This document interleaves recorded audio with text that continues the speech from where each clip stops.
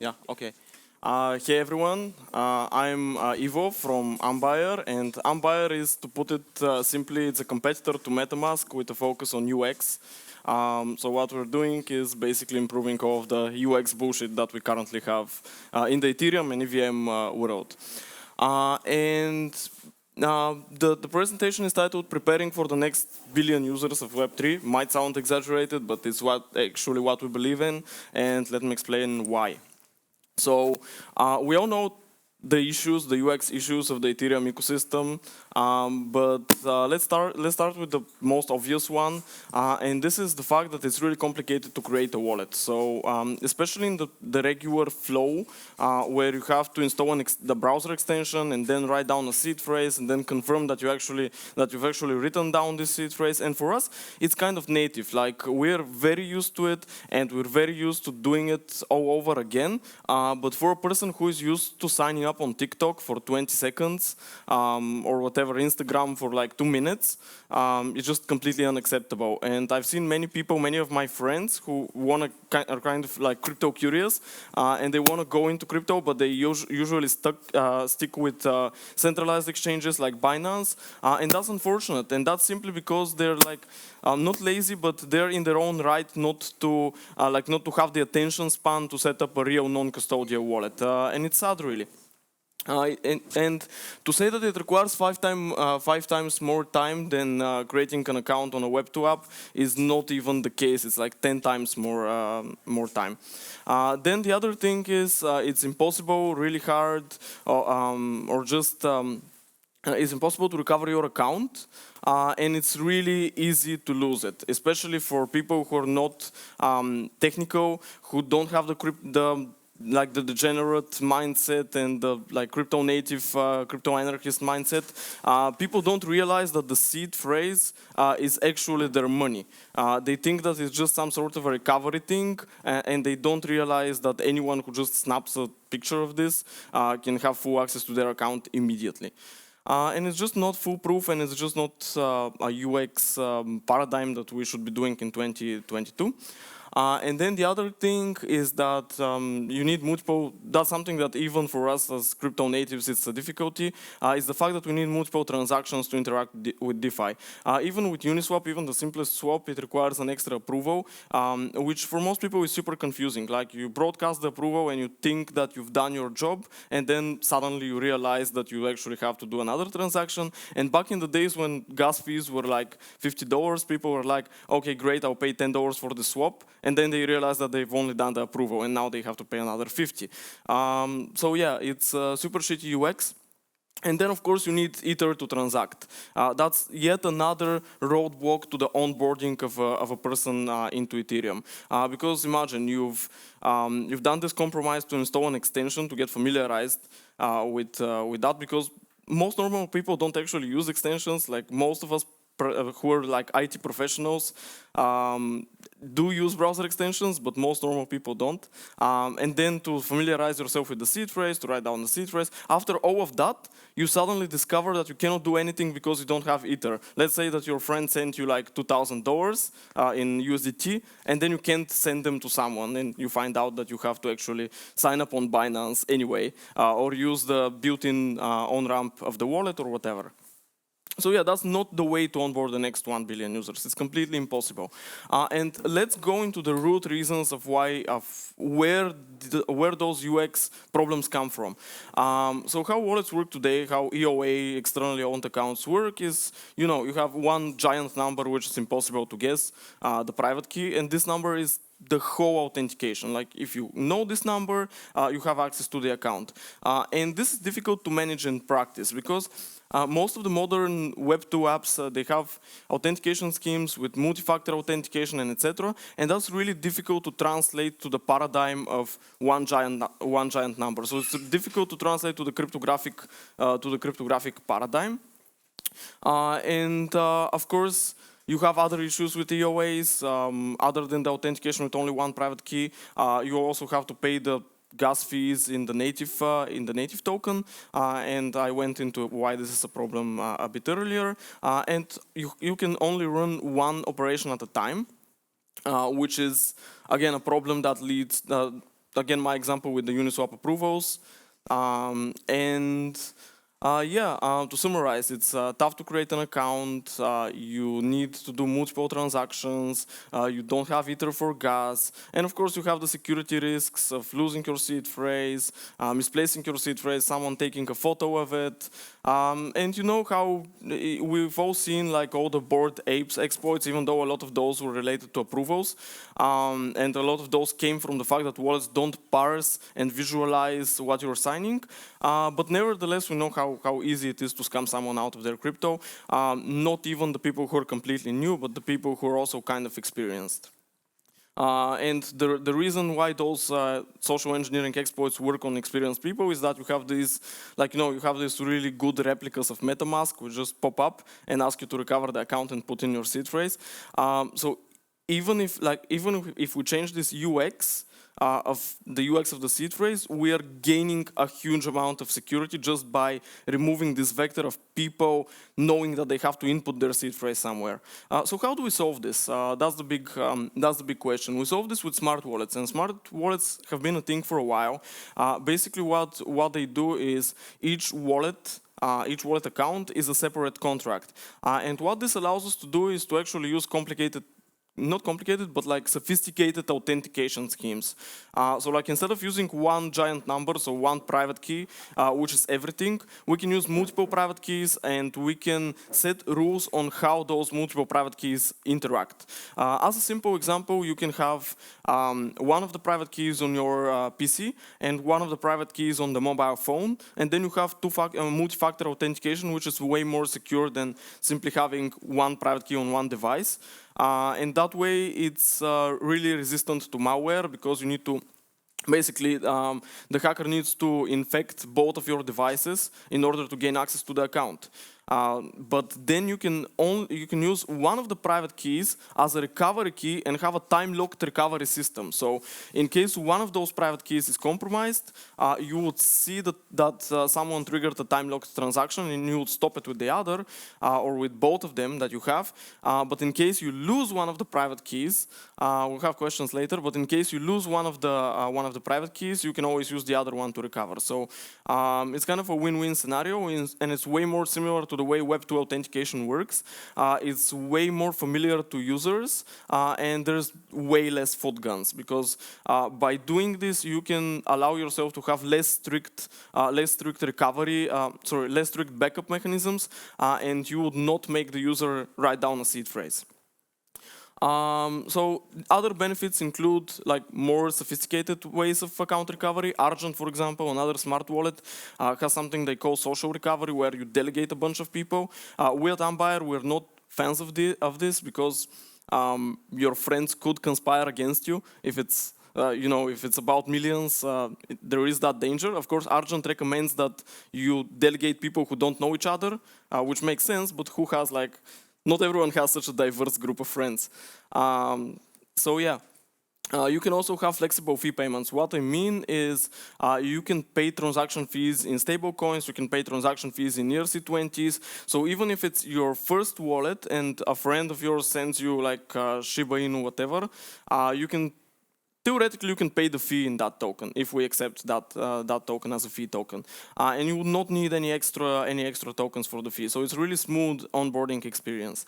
You can batch transactions, so you can do multiple things in one transaction, meaning that the approvals would be essentially hidden. And for some people, that sounds like a security risk, but is not actually one because you do the approval anyway, and the approval would be shown in the transaction summary that it would get done. It would just be, rather than waiting for the approval to get mined and then doing the swap, you do everything at once, and you have, and once it's mined, it's over. So you don't have to do one thing and wait for it to mine and then do another thing. And finally, you can do some automation. Like, for example, you can delegate, let's say, a Chainlink keeper or a Gelato network automation that if let's say, the price of some coin goes up, you would automatically sell it. And that's something that you just cannot do with EOAs. With EOAs, you always have to, someone always has to hold the private key for a transaction to happen. So if you were to do automations with EOAs, someone else would have to have custody of the private key. Not the case with smart wallets. With smart wallets, you can just have it coded on-chain as a rule, and then it would only get executed if certain rules are met. So yeah, the benefits of smart wallets are plentiful. First of all, because of this sophisticated authentication mechanisms, we can implement a way of signing up and onboarding users without a seed phrase, using something they're way more familiar with, email and password. And I know this sounds insecure, but because of having two keys under the hood, it's actually way more secure than any alternative. There's a bunch of crypto companies doing email password authentication and claiming to be non-custodial, but unfortunately they still keep a key on an HSM somewhere on Amazon, which is like, it's not exactly non-custodial. And the other benefit of smart wallets is that you can hand over authentication to a hardware wallet. So you can start with an email and a password, which is obviously not as ideal as a hardware wallet, even though it's two keys and even though it's very secure, it's still not as good as Trezor or Ledger.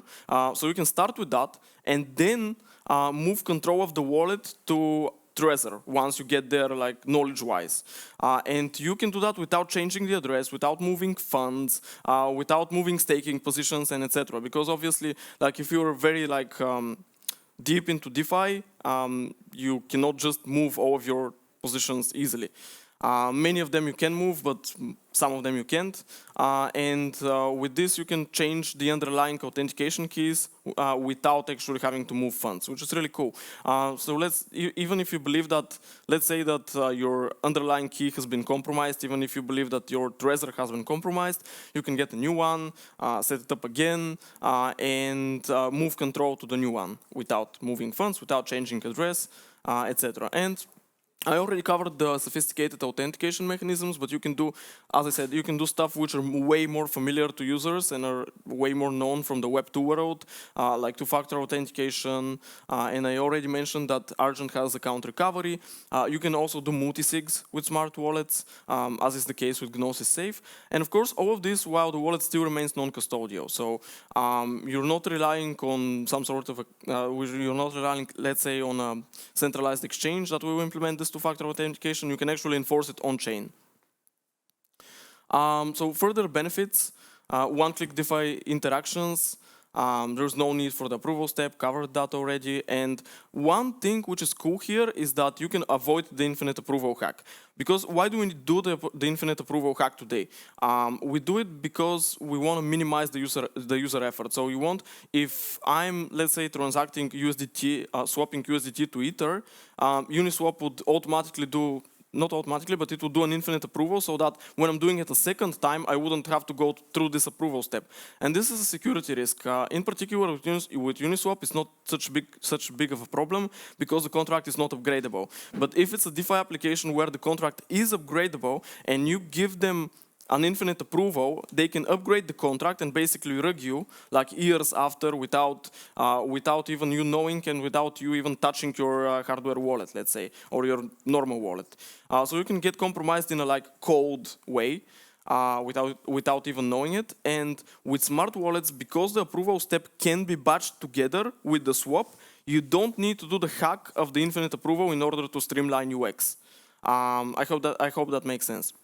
So again, you can have you can pay gas fees in stablecoins, but the other cool thing is you can have automatic gas fee management, which means that the relayer, because smart wallets often work with a relayer, the relayer can rebroadcast the transaction with a higher gas fee without you actually having to go through the signing step, because the actual authentication of the wallet and the authentication of the on-chain transaction are split, are separate.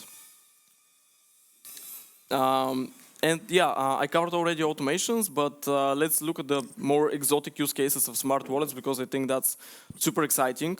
You can actually have flash loans. You can actually do a flash loan as a user and not as a bot, and have it chained together with some actions to create an arbitrage, let's say. I think some of you have experienced this with Furocombo or maybe with Instadapp. But yeah, that's a functionality of smart wallets, and actually InstaDapp and Furucombo are smart wallets. They're just not standalone smart wallets. So another cool thing is that you can implement custom cryptography. That's kind of impractical because obviously it costs gas, and if you were to implement a new like elliptic curve algorithm on in Solidity or even in assembly, it would cost like 2 million gas to verify. For example, the NIST curve. But there is potential there. Like if we get more precompiles in the EVM, one day we can have support for the NIST curve, which I know is controversial, but it allows stuff like using the iOS secure enclave to actually sign stuff. So again, that's a benefit because we have these secure ways of signing messages and signing stuff built into iOS, built into Android, and we are not using them. We are implementing everything in the user layer. And again, complete automation. So you can do, because you can do many stuff in one transaction, and because you can do automations, you can liquidate your entire wallet on some rule. So let's say that you're kind of like paper hands type of person, and you say, if Ether drops under that amount, then liquidate all of my crypto for USDT. And it would just happen automatically and magically. So some examples of smart wallets. Obviously, I'm from Umpire, so I would recommend Umpire. But it's unlike all the other smart wallets, it's not like niche. What I mean is that most of the smart wallets created today, they have some very specific focus. For example, Argent doesn't have a web version, as far as I know. The Gnosis Safe, or now the Safe, is optimized for multi-sig use cases, even though I've seen recently people try to use it as their personal wallet. So we have, of course, Sequence, which is a relatively new one, and it's gaming focused. But as I said, Umpire is focused on specifically replacing MetaMask and being retail friendly rather than being niche. And what are the adoption challenges? That's kind of a difficult topic because it's so unfortunate that some dApps are not even aware of the existence of smart wallets, even though like billions are held in the safe. In the Gnosis Safe. To this day, many dApps do not support smart wallet signatures. And actually, many people asked us on the booth, how do smart wallet signatures work? Basically, the answer is rather than doing an elliptic curve key recovery, you would just call the contract of the wallet to ask if the signature is valid. And then the contract of the wallet would implement some custom logic. It would usually, of course, do easy recover at the end. But because smart wallets can have more than one keys, they do need to have some specific to the wallet logic. And it's really easy to implement both in Solidity, so both on-chain and off-chain. It's really easy to implement smart wallet signature verification. So yeah, it's not that hard. We just need more dApp developers to be aware that a contract can also be a wallet. Then we have the second issue, which is again related to this, is that some NFT mints just block smart contracts. They think that every smart contract is a bot, which is obviously very, very wrong. Some smart contracts are actually users, are actually smart wallets. And the last issue is that smart wallets used to have some gas overhead. But I would rather say that this is resolved thanks to minimal proxies, thanks to counterfactual deployments. Thanks to this, we can just do, we are not gonna ask for the user to like pay a deployment fee on registration. It's just that the first transaction that the user does is gonna be slightly more expensive. When I say slightly, it's like 40,000 gas of overhead, which I know is not insignificant, but it's only the first time, it's only the first transaction. After that, the overhead is more like 1,000, 2,000 gas. Depends on how you're paying the transaction fee. If you're paying it in a stable coin, it could be more. But we rolled out a really exciting feature called the gas tank, which allows you to prepay for gas. And this really optimizes stuff and reduces the overhead of smart wallets to almost zero, to just the delegate co overhead, which is tiny. So because we're running out on time, I'm not gonna go into that, but a lot of people ask if account abstraction is the same as smart wallets. It's not the same. Account abstraction is just a way of making smart wallets native. So making them stand on the same ground as EOAs and be not indistinguishable, but really not that different, and like basically improving compatibility and paving the way for smart wallets. So also there is another cool deep dive topic, which is comparing smart wallets to multi-party computation wallets, because Coinbase decided to roll out an MPC wallet. And that's cool, but MPC has certain disadvantages to smart wallets. Obviously, it has certain advantages as well. The most significant one being that it also supports Bitcoin and non-EVM networks. But yeah, you can scan the QR code and check the Twitter thread. It's a really awesome breakdown of what the advantages and disadvantages of each tech stack are. And a bit about Ambire, I already told you. It's retail focused. It's a retail focused smart wallet, and it's aimed at combining UX and power. So what we mean by power is that we want it to be usable for almost anything. And we believe that even people who are experienced in crypto still need easier tools, because even like programmers cannot read hex and understand it immediately. So you cannot have like a bunch of transaction summary and be expected to read hex and be expected that this would be secure. In Ambire, we parse everything and we display it in a human-friendly way. So yeah, we're not focused only on newbies. We're also focused on power users. And one thing that we recently rolled out is the ability to use dApps within the Ambire wallet. Ambire is currently web-based. We're rolling out an extension soon, but currently you can use it in the browser and connect dApps with Wallet Connect. But this makes it even easier than Wallet Connect. You can just open the dApp in Ambire itself. And it's really convenient and eliminates the risk of you Googling something and ending up on a phishing website. And another cool thing, we have a game which is very similar to Cards Against Humanity, but for crypto, and we're going to be playing it today. We're really excited to roll it out, and you can check it out on our booth. And maybe we have time for one question. That's maybe. Right, one question it is. But first, a round of applause for Ivo. Okay, make it a good one. Make it a good one. Hello, here. Yeah, so I think you're a bit underestimating the cost of running a smart wallet, because just getting the owner and doing this recovery is already 2,500 gas. And also you're forgetting about the part where if you want to get an ERC 777, you have to register your smart wallet in the ERC 1820 registry, which is also a bit expensive. So here is my question. It's, do you think 3074 is a big threat? How do you, because it was on one of your slides and you skipped it very fast. So I'd like your opinion on ERC 1374, and will that replace smart wallets, basically? Which ERC? The oath and oath call one. Yeah, well, how could it be a threat? Like, it just makes, it actually makes our lives much easier. I mean, it's not a threat for us as users, it's a threat for smart wallet provider, because it will make you irrelevant. Excuse me? I think it's a threat to smart wallet provider, as it might make you irrelevant. Might make us what? Irrelevant.